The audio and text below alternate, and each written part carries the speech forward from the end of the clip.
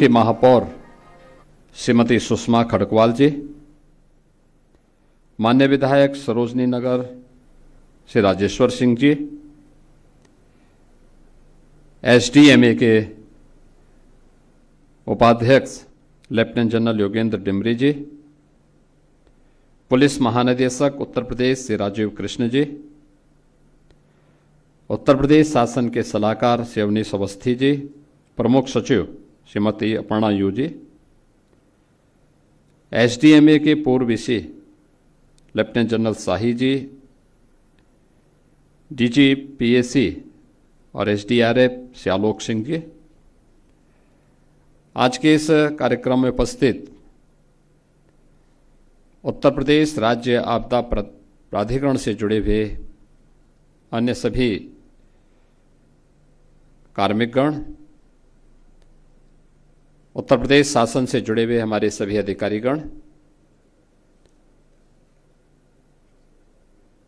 उपस्थित बहनों और भाइयों, मैं सबसे पहले उत्तर प्रदेश राज्य आपदा प्रबंधन प्राधिकरण के इस नवनिर्मित भवन के उद्घाटन कार्यक्रम के अवसर पर प्राधिकरण को और इस पूरी व्यवस्था के साथ जुड़े हुए जितने भी स्टेक होल्डर्स हैं, इन सबको हृदय से बधाई देता हूं।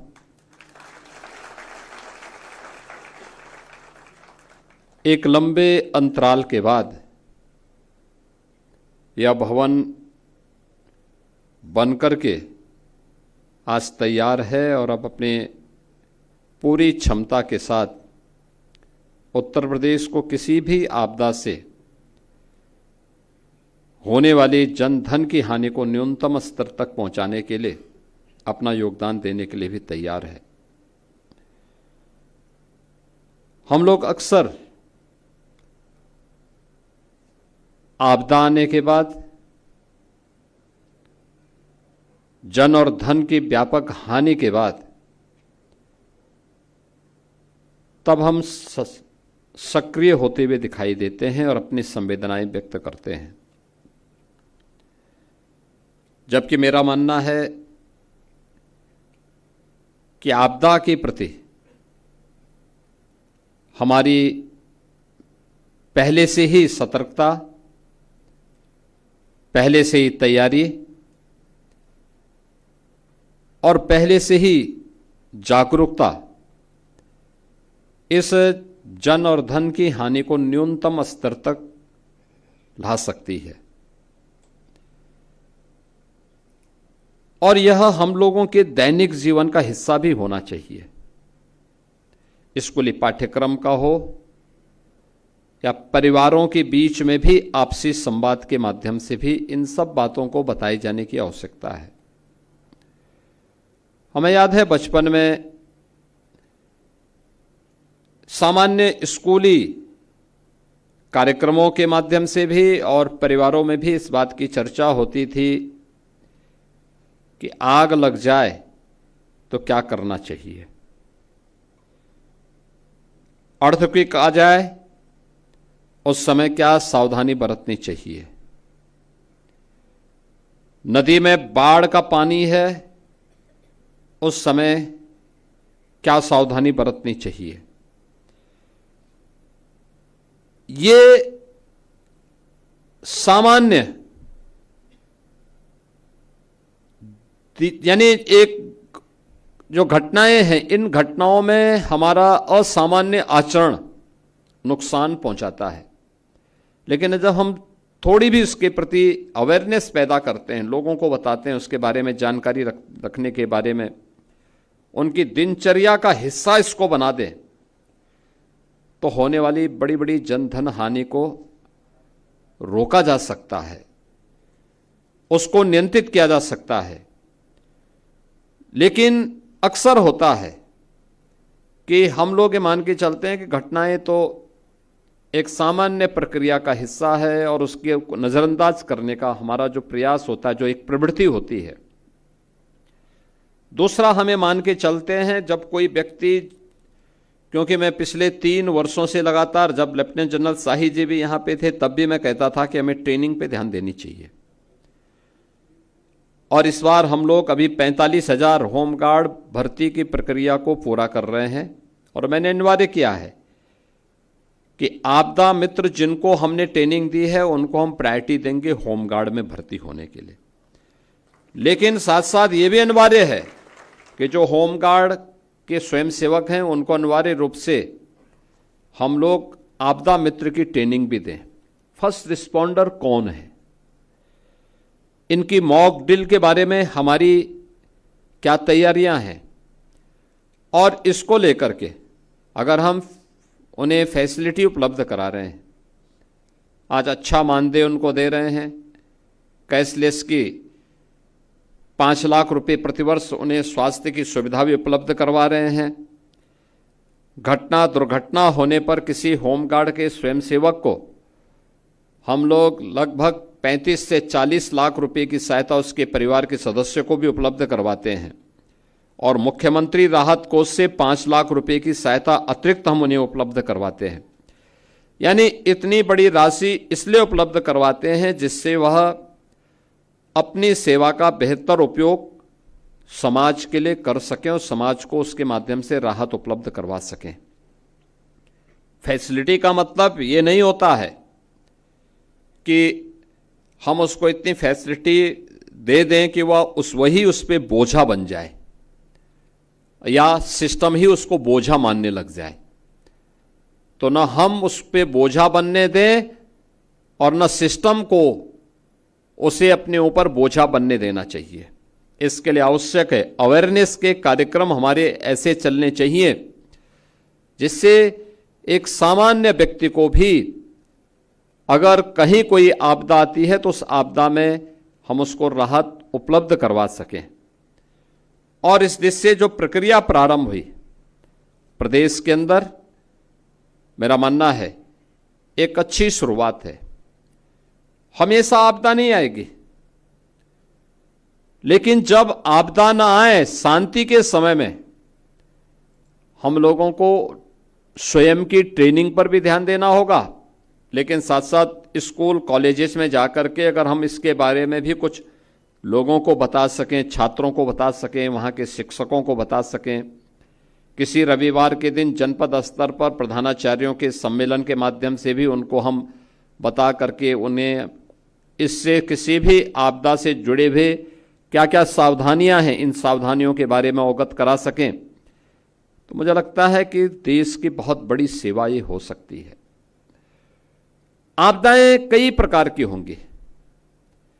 एक प्रकार की प्राकृतिक आपदा वह है, बाढ़ है, कहीं पर लाइटनिंग की घटना है,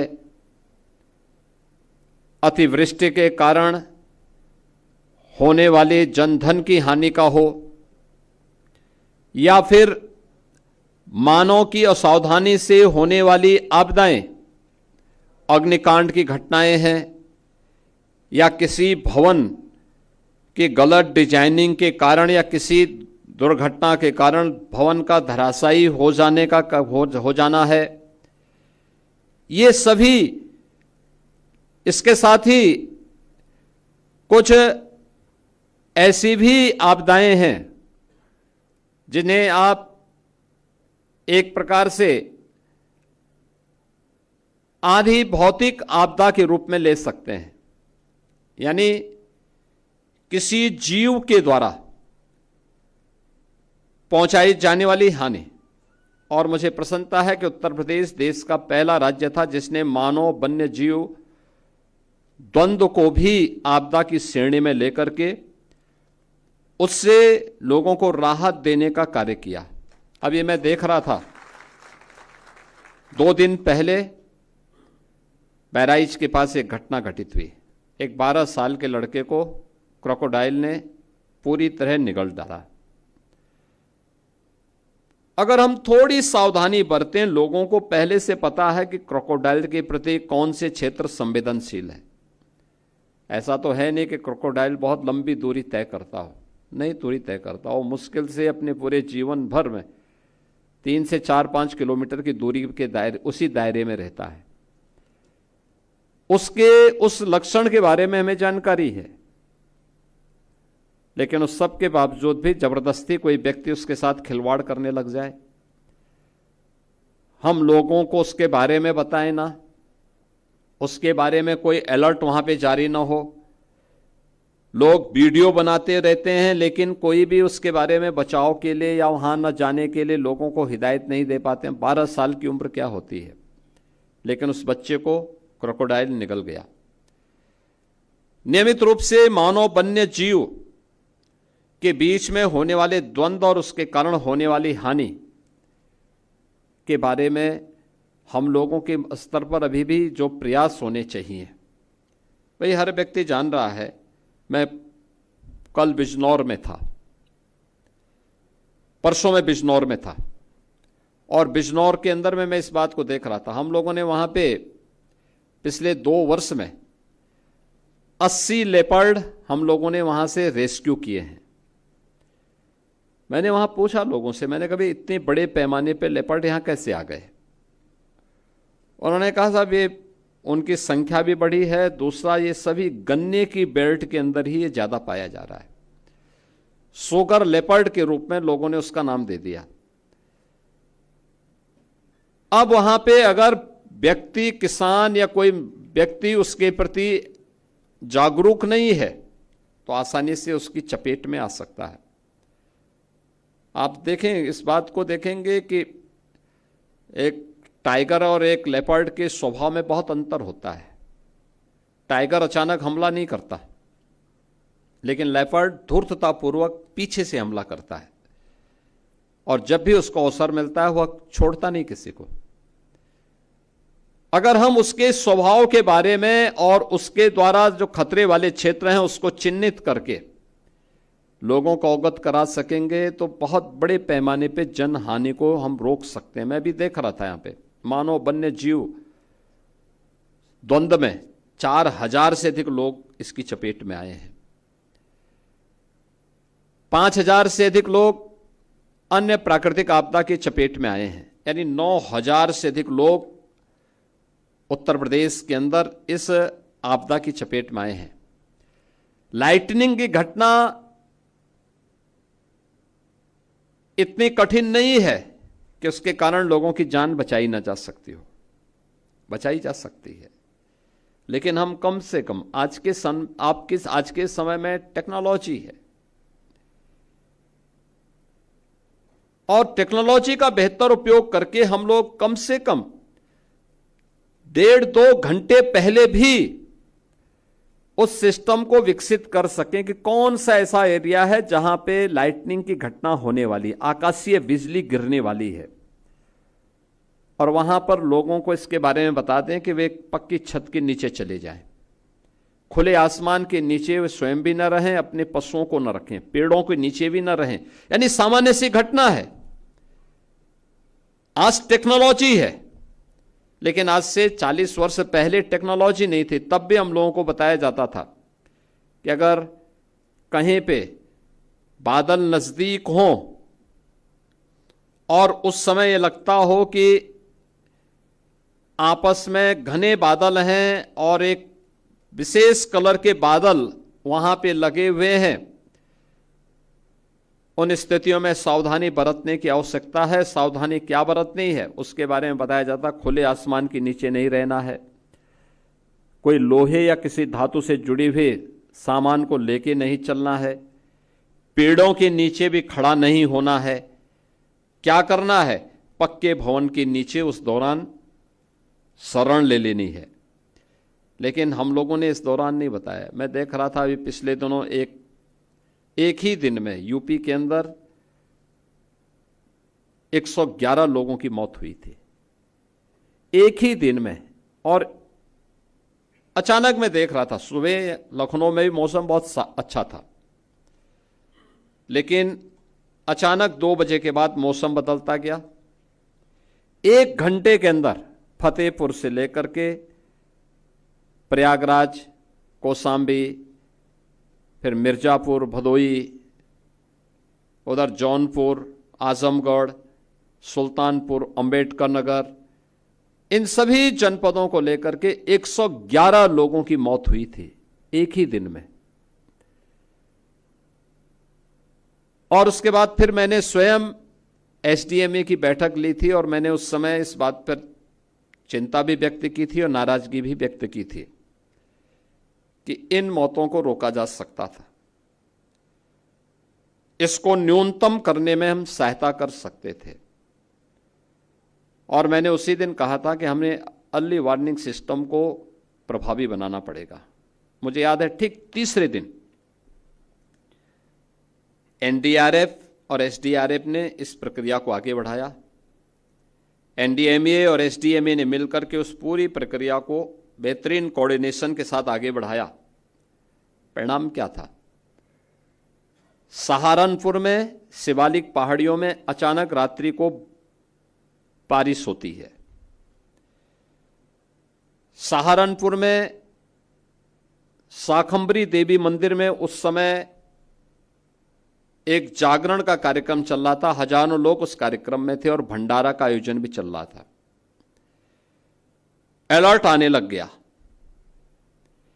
प्रशासन तेजी के साथ दौड़ा और उन्होंने वहां के जितने भी लोग भंडारे कार्यक्रम में और जागरण कार्यक्रम में मौजूद थे उन सबको तत्काल सुरक्षित स्थानों पर पहुंचा दिया। और देखते ही देखते, यानी वहां बारिश कम थी लेकिन शिवालिक पहाड़ियों में ऊपर बारिश हो रही थी, और देखते ही देखते ऊपर से लगभग 4-5 फुट पानी नदियों में तेजी के साथ बहता हुआ गया। अगर वे लोग जागरण के कार्यक्रम को कर रहे होते और भंडारे के आयोजन में सभी लोग रहते, ये मान करके चलिए कि वहां पे सैकड़ों लोगों की जान जा सकती थी।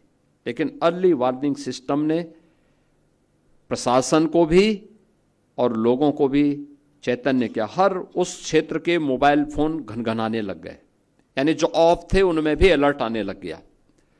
और परिणाम क्या था? इतनी बड़ी जनधन की हानि, केवल 2 लोगों की दुर्भाग्यपूर्ण मौत हुई। 2 डेड बॉडी वहां मिली। एक वह महिला थी जो पानी आने के बाद केवल पैर से, यानी एक तख्ते में बैठ के पैर से वो पानी नापने लग गई, देखते हो कितनी गहरा है। तो पानी का बहाव, तो पहाड़ से जब पानी आता बहुत तेजी के साथ उसकी फोर्स होती है, उसमें करंट होती है। एक उसकी चपेट में आए और एक अन्य, ये 2 लोग उसकी चपेट में आए थे। यानी हम टेक्नोलॉजी का उपयोग करके भी इसका हम बेहतरीन रूप से बचाव के कार्यक्रम के साथ जुड़ सकते हैं। और मेरा मानना है कि जब इतनी बेहतरीन सुविधा से युक्त यह एसडीएमए के भवन को आज यहां पे उपलब्ध कराया जा रहा है, मेरा मानना है डिजास्टर मैनेजमेंट से जुड़े हुए अच्छे संस्थानों के साथ एसडीएमए का समन्वय, ये आज की सबसे बड़ी आवश्यकता होगी।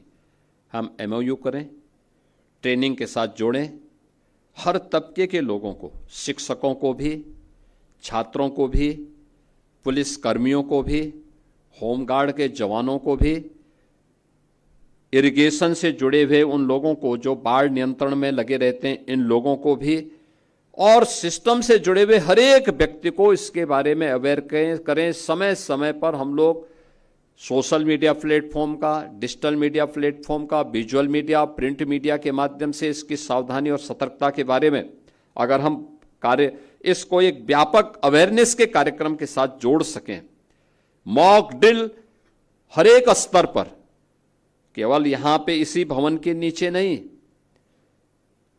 जनपद स्तर पर,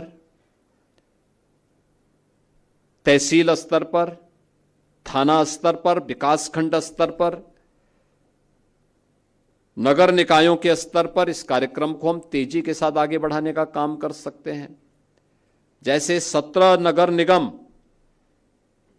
एसडीएमए के एक उपकेंद्र के रूप में अपने कार्यक्रम को, इस किसी भी प्रकार के डिजास्टर से निपटने के लिए अपने कार्यक्रम को आगे बढ़ाएंगे। हमारा प्रयास होना चाहिए कि अब हम इसको और नीचे लेकर के जाएं। 200 से अधिक नगर पंचायत, नगर पालिका परिषद ऐसी हैं जो 200 नगर पालिका परिषद ऐसी हैं जो जिनकी आबादी लगभग 5 लाख के आसपास आती है। आखिर वहां तक हम क्यों नहीं पहुंच सकते? इसलिए इसका विस्तार करना है और हमारा प्रयास होना चाहिए कि आने वाले समय में टेक्नोलॉजी ड्रिवन डिजास्टर मैनेजमेंट को हम कैसे प्रभावी बना सकते हैं। इसके लिए सैटेलाइट एवं रिमोट सेंसिंग मॉनिटरिंग की व्यवस्था यह आज की सबसे महत्वपूर्ण आवश्यकताओं में से एक है।